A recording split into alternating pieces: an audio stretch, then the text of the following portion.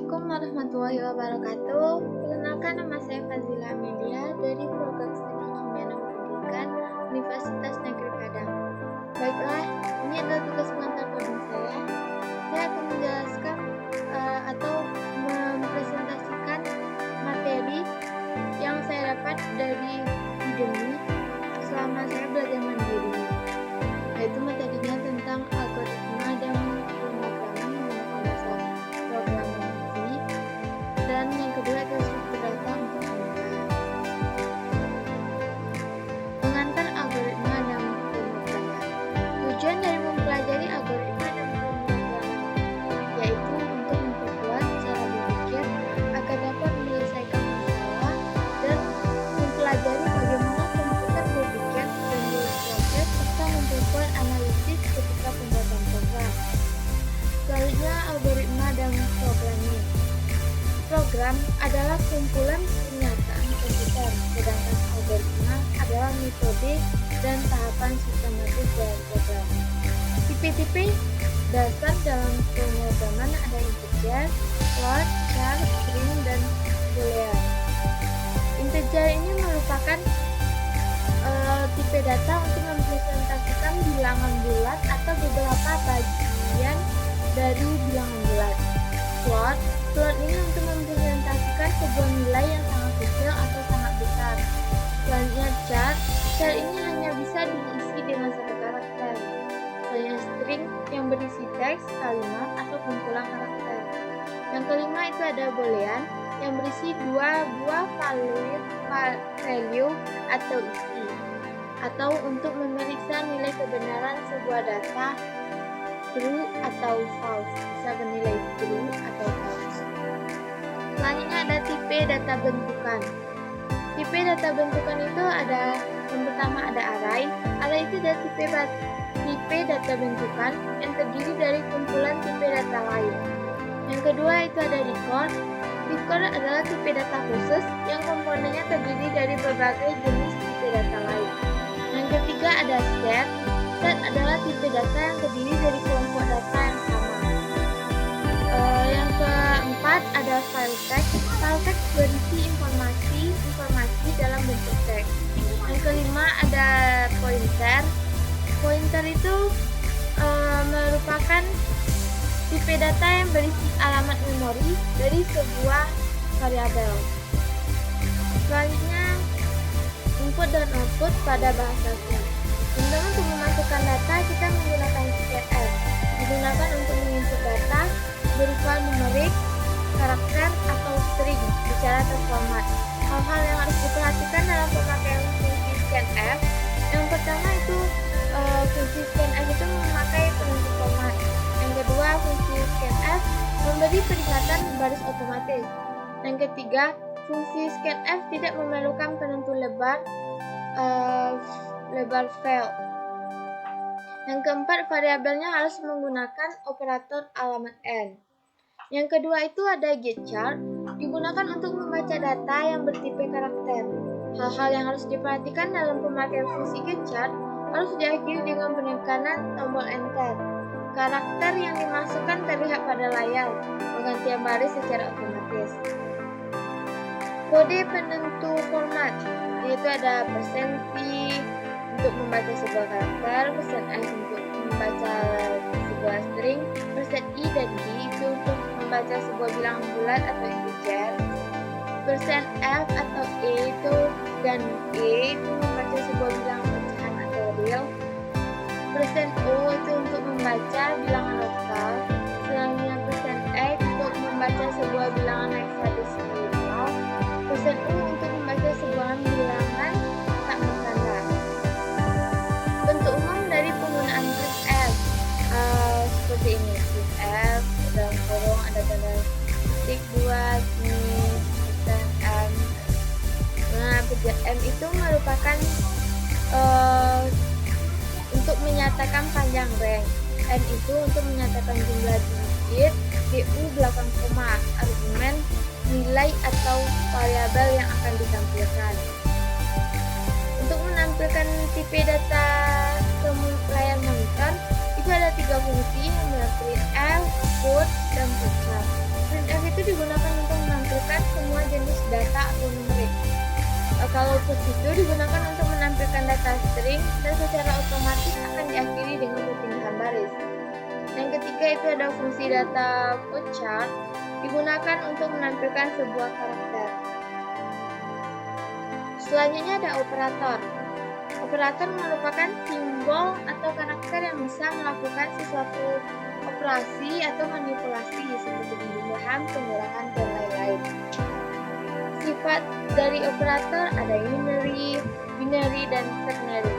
Unary hanya melibatkan sebuah operan pada suatu operasi aritmatika. Binary melibatkan dua operasi pada suatu operasi matematika. Ternary melibatkan 3 buah operan pada suatu operasi aritmatika. Ini adalah operasi aritmatika yang digunakan untuk operasi sistem terhadap nilai data. Untuk pengangkatan, perkalian, pembagian-pembagian, ini untuk mod, penjumlahan, pengurangan, dan penggabungan sedikit dan sebagainya. Selanjutnya ada operasi perbandingan, digunakan untuk membandingkan nilai data. Ini simbolnya lebih kecil, lebih besar atau sama dengan, lebih besar atau sama dengan, atau tidak sama dengan. Contohnya 5 kecil dari 2 sangat default karena 5 itu besar dari 2. Operator logika digunakan untuk operasi yang membandingkan suatu perbandingan sejumlah. Simbolnya itu ada or, and, atau not. Contoh itu 5 kecil dari 2 or 5 besar dari 2 hasilnya true, karena 5 kecil dari 2 atau 5 besar dari 2. Tuh, nilainya itu ada 5 besar dari 2. Selanjutnya ada perulangan. Perulangan adalah suatu pekerjaan yang dilakukan secara berulang-ulang sampai kondisi tertentu. Digunakan untuk menghasilkan pengulangan sejumlah kali yang dispesifikasikan. Beberapa macam perulangan yang pertama ada for, ada will do, ada respect until. For itu untuk mengulang satu proses yang telah diketahui jumlahnya. Will ini untuk pengulangan yang belum diketahui jumlahnya. Yang ketiga itu mirip dengan will do, namun di sini pemeriksaannya itu dilakukan di akhir perulangan, bukan di awal. Kalau will do itu perulangannya itu di awal. Selanjutnya ada array. Array adalah kumpulan tipe data dasar sejenis. Dengan array kita bisa membuat matrik, grafik, dan array. Ada struktur. Struktur adalah tipe data bentukan yang terdiri dari kumpulan tipe data lain. Struktur mirip dengan array, tapi struktur bisa menampung lebih dari satu jenis. Bubble sort ini adalah metode pengurutan dengan cara melakukan pengurutan data di sebelahnya secara terus-menerus sampai dipastikan dalam satu literasi tertentu tidak ada lagi perubahan. Selanjutnya ada selection sort.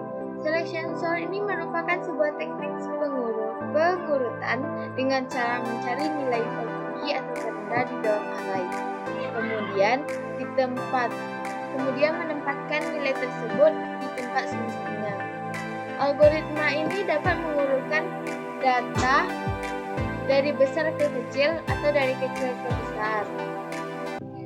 Selanjutnya ada linear sort. Linear sort ini merupakan sebuah teknik pencarian data dengan menelusuri semua data satu persatu. Apabila ditemukan kecocokan data, maka program akan mengembalikan output. Jika tidak, pencarian akan terus berlanjut hingga akhir dari array tersebut. Selanjutnya kita akan membahas materi yang kedua, yaitu struktur data untuk pemula. Di sini ada linked list. Konsep linked list itu adalah linked list merupakan suatu struktur data yang berisi kumpulan data yang saling terhubung secara linear, di mana setiap elemen-elemennya itu disebut sebagai node. Setiap node berisi data dan pointer yang berisi address dari node yang terhubung dengannya, sehingga setiap node bisa terhubung secara rantai. Ada dua tipe linked list. Yang pertama ada single linked list seperti ini. Node A ini berisi alamat dari node B. begitu seterusnya. Not terakhir atau next pointernya selalu menuju next pointer, ini adalah pointer. Next pointer ini menuju ke 0. Ini tandanya not C adalah not paling terakhir dari linked list. Yang kedua ada double linked list. Double linked list itu setiap not tidak hanya memiliki pointer yang menuju ke sesudahnya, namun juga memiliki menuju ke not sebelumnya. Not A atau yang pertama ini pointernya selalu menuju ke 0. Jadi tidak hanya C yang pointernya menuju ke 0, namun di double linked list ini not A ini pointernya juga menuju ke 0 dan selalu menuju ke 0. Selanjutnya adalah operasi linked list. Yang pertama itu ada insertion of a new node. Dapat dilakukan di berbagai posisi, di awal, di tengah, atau di akhir. Kita dapat menginserkan node list. Yang kedua ada deletion of a node. Dapat dilakukan di berbagai posisi atau node yang memiliki value tertentu. Selanjutnya ada tree. Di dalam 2-3 tree ada yang disebut 2 node dan 3 node. 2 node yaitu mempunyai 1 data dan 2 anak di kiri dan di kanan. 3 node mempunyai 2 data dan 3 anak di kiri, di kanan, dan di tengah. Setiap anak dalam 2-3 tree mempunyai level yang sama. Ini contohnya. Ini di dalam node ini mempunyai 1 data dan 2 anak.